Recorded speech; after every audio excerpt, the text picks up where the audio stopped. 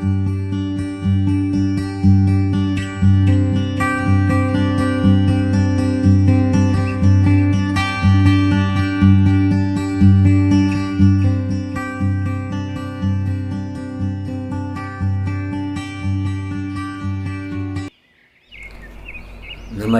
महाकाली शक्तिपीठ ज्योतिष संस्थान के YouTube चैनल ज्योतिष रहस्य में आप सभी का स्वागत है। जन्म कुंडली में व्यापार आदि के योग हैं क्या? साझेदारी में व्यापार करना लाभकारी होगा क्या? या किन वस्तुओं का व्यापार करने से लाभ रहेगा? यदि व्यापार के योग हैं तो किन वस्तुओं का व्यापार करना चाहिए? जन्म स्थान पर व्यापार करना लाभकारी रहेगा या जन्म स्थान से दूर व्यापार करना लाभकारी रहेगा? इन सभी प्रश्नों का समाधान इस वीडियो के माध्यम से जानेंगे। व्यापार आदि का विचार लग्न कुंडली के दशम भाव द्वारा किया जाता है। लग्न कुंडली के दशम भाव में जो ग्रह स्थित हो उस ग्रह के कारकत्व की वस्तुओं का व्यापार करना लाभकारी रहता है। यदि दशम भाव में कोई ग्रह स्थित ना हो तो दशमेश के द्वारा या दशमेश जिस नवांश में हो उस नवांशेष की कारकत्व वस्तुओं का व्यापार करना लाभकारी रहेगा। और इसी तरह का विचार आपको चंद्रमा द्वारा और सूर्य ग्रह द्वारा भी करना है, अर्थात सर्वतोभद्र पद्धति द्वारा करना है। लग्न कुंडली, चंद्र कुंडली और सूर्य कुंडली, इन तीनों लग्नों से दशमेश जो ग्रह हो जिस नवांश में हो उस नवांश के अधिपति के कारकत्व जिन वस्तुओं का वह ग्रह कारक है उन वस्तुओं का व्यापार करना लाभकारी रहेगा। इसी प्रकार बहुत से व्यक्ति यह प्रश्न करते हैं कि साझेदारी में व्यापार करना लाभकारी है क्या? तो लग्न कुंडली के सप्तम भाव द्वारा साझेदारी का विचार किया जाता है। जो जन्म कुंडली में लाइफ पार्टनर का स्थान है वही वर्किंग पार्टनर का स्थान भी है। लग्न से दशम भाव द्वारा कर्म का और दशम से दशम भाव अर्थात सप्तम भाव से साझेदारी का विचार किया जाता है। यदि सप्तम भाव में क्रूर ग्रह हो, षष्ठेश हो, अष्टमेश हो, द्वादशेश हो तो व्यक्ति को भूलकर भी साझेदारी का व्यापार नहीं करना चाहिए। और लग्नेश बलवान हो, सप्तमेश लाभ में हो, तृतीय भाव में हो, केंद्र में हो, त्रिकोण में हो, लग्नेश के साथ शुभ संबंध हो तो व्यक्ति को साझेदारी के व्यापार में लाभ होता है। यदि सप्तमेश बलवान होगा और लग्नेश ग्रह कमज़ोर होगा तो साझेदारी के व्यापार में स्वयं व्यक्ति नुकसान उठाएगा, क्योंकि लग्नेश द्वारा स्वयं का विचार किया जाता है। यदि लग्नेश कमज़ोर होगा तो व्यापार आदि के कार्यों में भी लाभ नहीं होगा। इसी प्रकार यदि दशमेश चर राशि में हो तो जन्म स्थान से दूर व्यापार करना लाभकारी होगा। यदि दशमेश स्थिर राशि में हो, स्थिर नवांश में हो तो जन्म स्थान पर व्यापार करने से लाभ होगा। और यदि दशमेश बलवान होगा तो व्यक्ति जिस भी कार्य में हाथ डालेगा उसी में उसे लाभ होगा। आइए अब जानते हैं किन वस्तुओं का व्यापार करना लाभकारी होगा। यदि दशम भाव में सूर्य ग्रह स्थित हो तो पिता द्वारा ऊनी कपड़ों के व्यापार से, औषधियों का व्यापार, चिकित्सा कर्म से, क्योंकि सूर्य चिकित्सा का कारक है, या सौर ऊर्जा से या सरकारी कार्यों से व्यक्ति को लाभ होता है। जिन भी वस्तुओं का कारक सूर्य है तो उनसे संबंधित यदि वस्तुओं का व्यापार करेंगे तो निश्चित ही लाभ होगा।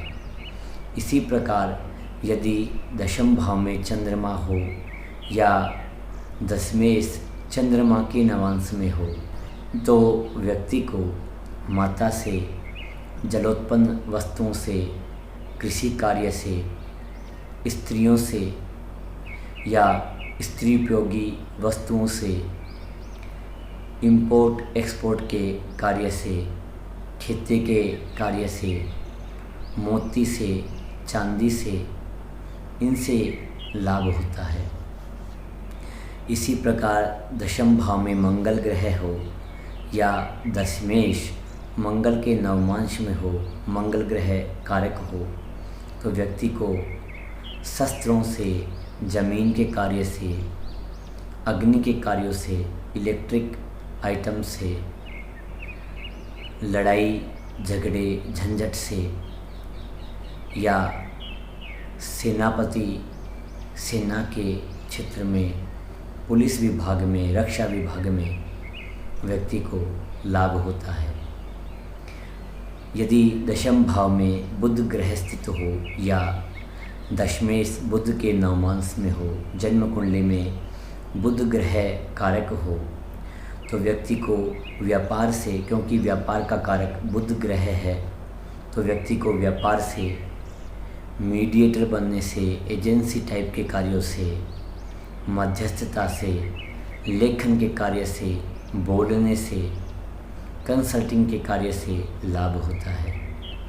यदि दशमेश गुरु ग्रह हो या दशम भाव में बृहस्पति हो, दशमेश बृहस्पति के नवमांश में हो तो व्यक्ति को ज्ञान से, एजुकेशन के फील्ड में या धार्मिक कार्यों से,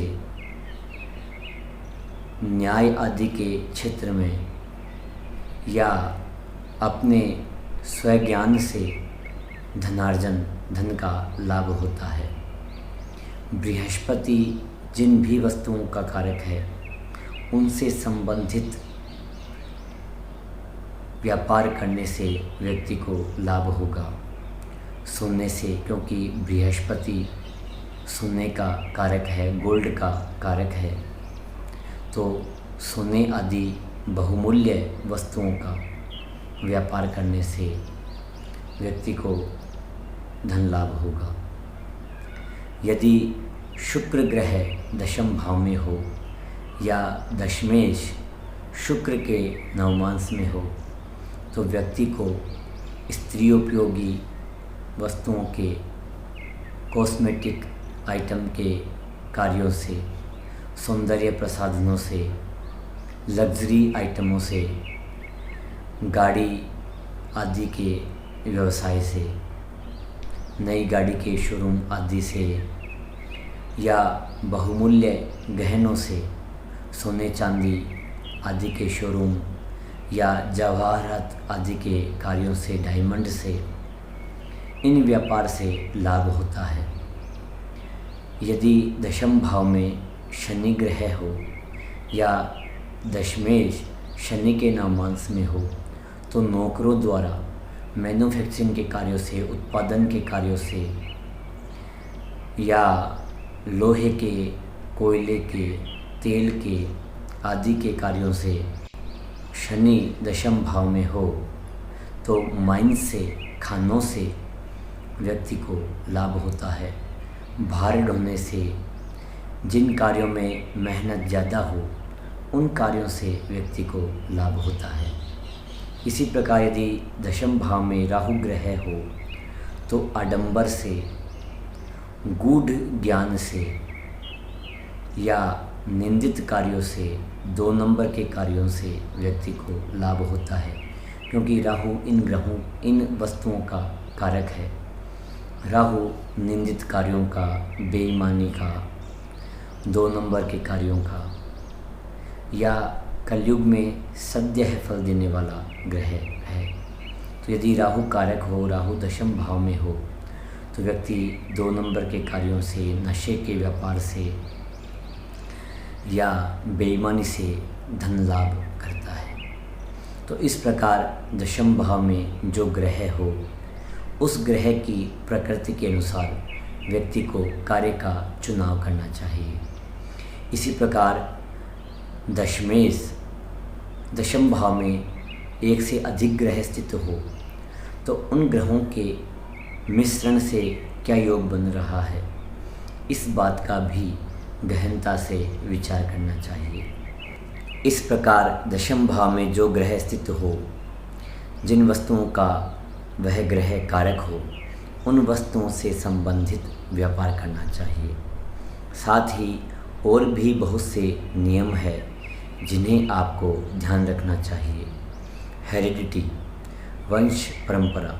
यदि किसी व्यक्ति के वंश परंपरागत कोई कार्य है तो वह व्यक्ति प्राय वही कार्य करता है। जैसे किसी के फैक्ट्री आदि है तो उनकी संतान भी उसी कार्य में जाती है। यदि किसी का कपड़े का व्यापार है या अन्य किसी भी वस्तु का व्यापार है तो उसकी संतान प्राय उसी व्यापार का चुनाव करती है। इसी प्रकार कोई भी व्यक्ति डॉक्टर आदि या वकालत आदि के पेशे में है तो उसके परिवार के अधिकांश सदस्य, उसके संतान आदि सभी डॉक्टर आदि इसी पेशे में कार्य करेंगे।